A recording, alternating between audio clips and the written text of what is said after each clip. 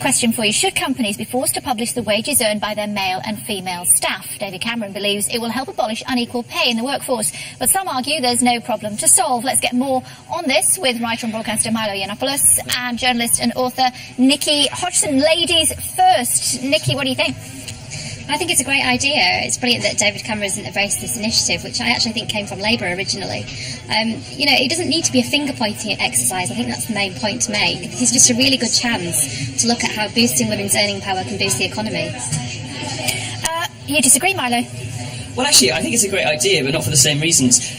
The problem is that what most people don't realise, the gender pay gap is a sort of myth. No economist takes it seriously. The ONS figures come from broad church sort of averages across the workforce, and when you take into account the different choices women make, whether or not you include children in that, actually the pay gap narrows to zero. So I'm in favour of this only because it's going to really embarrass these campaigners who constantly tell women that they're victims and that they're suffering under this sort of patriarchal society. Actually, women and men get paid pretty much the same, to the point of a couple of percent. So I am in favour of it, but only because it's going to explode one of the most persistent feminist myths of our time, the gender pay gap. Nikki, it amounts to zero, this pay gap. No, I don't think that's true at all. I think the issue is that women tend to take, lower paid work, more part-time work. In these kinds of companies, that's not the case, but what it is going to show is how women are not very good at pushing themselves forward sometimes in the corporate environment, and they really struggle to ask for what they're worth, and that is a problem for all of us, because ultimately that, affects the economy, it affects the earning potential of these companies. Milo, the latest figures, percentages suggest that the gender pay gap currently stands at 19.1%, which means a woman on average earns 80p for every pound a man earns. Well, the Office for National Statistics figures are based on 1% of an average right the way across the industry, so they don't take into account the different kinds of jobs people are doing, so really they're effectively meaningless. But there's a very simple question that demonstrates why the whole debate is nonsense and why the pay gap is a ridiculous sort of fabrication. And it's this: if women are doing the same work for less money, why aren't companies full of women? Why aren't employers going out actively seeking women? Well, they don't, and they don't for some of the same reasons that women take different sorts of roles and different part-time roles. Women don't work as long hours as men do, even if they don't have children. They take longer holidays. They don't make as much money for their firms. They don't work the same overtime. So we can't really expect them to be compensated the same as men when they don't work as hard. Now, that's not, I don't mean that to sound, unkind about women. Women simply have different priorities in life. Most women want a more balanced life. They want time with their family. They want to do hobbies. They want more time away on holiday. They don't want to put in the work that those sort of obsessive, aggressive, sort of goal-oriented male professions sometimes demand, the law, for example. Women just aren't really interested in devoting their whole life to work in that way. And the very broad-brush figures from the ONS simply reflect that. What they don't show is that a woman going to the workplace is going to be paid less than a man for the same. In fact, under the age of 35, in the UK and the US, women are paid more in the same sorts of roles, and they're 2 to 1 more likely to get jobs in science and maths because employers are so desperate to hire women.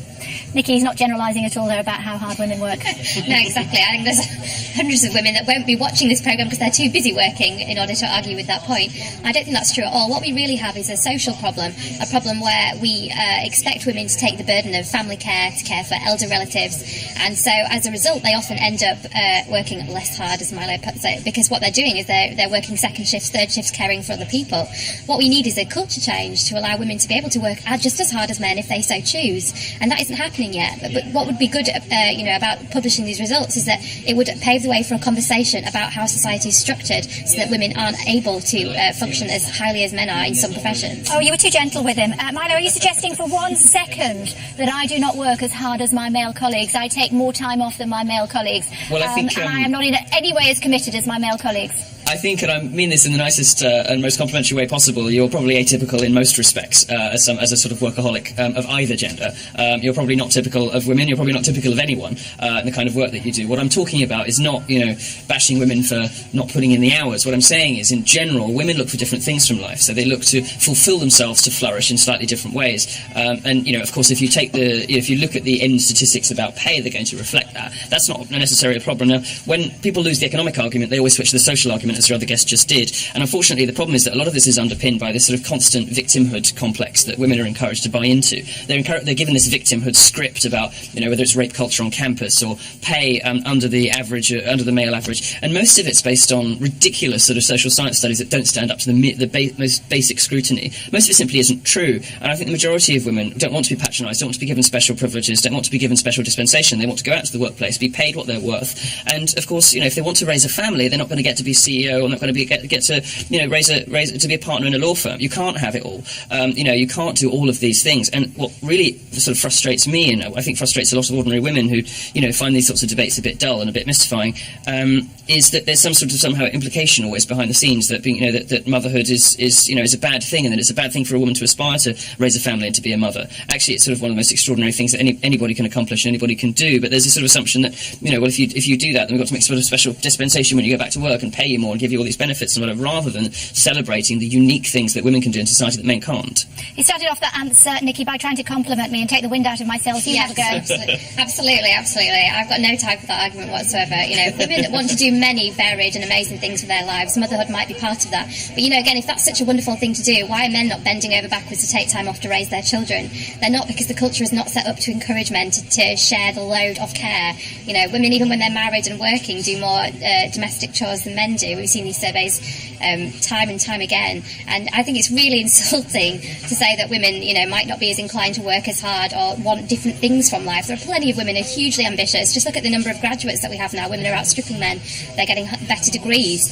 What we haven't seen yet is culture change to accommodate and to reflect that. And I think the other thing is that it tends to be older women often that are also in part-time work positions, but we shouldn't just leave them to flounder. They're often picking up care bills for elderly parents as well as looking after children and the rest of their families. So, I just think Milo's argument is ridiculous that women, shouldn't be paid as much because they want other things from life. Okay, Milo, we've been given more time, so you're going to have to work even harder. It's more than 40 years since the Equal Pay Act, and yet still, it is a fact that women do not earn as much as men.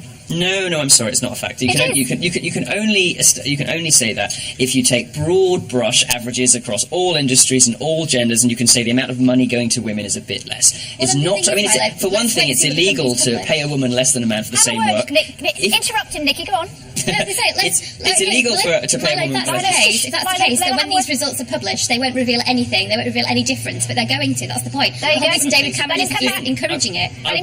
I want them to be published because what they're going to show is that at all stages, all else being equal, the genders are paid the same. Or even what they might show, you're saying the culture hasn't changed. I think your argument's 20 years out of date. The culture has changed, which is precisely why there are more women going to university, more women graduate from university, they're getting higher grades, they're 2-to-1 favoured when they go for job applications, particularly in science and technology, and they're paid more, depending on whose figures you believe, up to the age of 30, 35 or 39, it's probably about 35, women are paid more than men. So whatever gender pay gap you're talking about has already been fixed. But it hasn't. So the good news for you is that there isn't a problem anymore, although there used to be, and that if we do release these figures, which I'm very excited about, they're going to prove me right. So I guess we'll have to wait and see.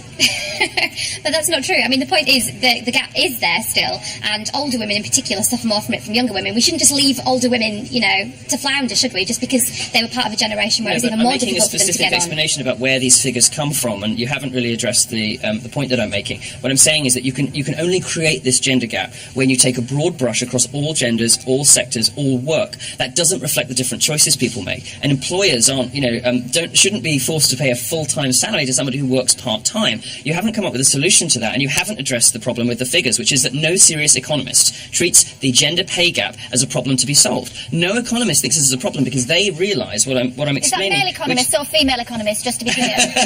Well, I mean, where I get most of my figures on this from is from a feminist female academic, Christina Hoff Sommers at the American Enterprise Institute in the US, who looks at the figures from the UK and the US, and she does a broad survey of all economists, I'm sure of all genders, but my source for this sort of stuff is generally Christina Hoff Sommers. So she is a female feminist academic who is mystified that this is this sort of feminist myth that won't die. Good for her. Nikki, final thought to you. I just think that we need to see the figures published, because then we can start analysing the data. Publishing the numbers without any analysis of it is obviously going to be a waste of time and no use. But I think David Cameron should be applauded, actually, for this move. I can agree on that much. Okay. You've both worked equally hard. Both of you submit your invoices. You both get paid the same. Thanks very much indeed for joining us here on Sky News this afternoon. Thank you.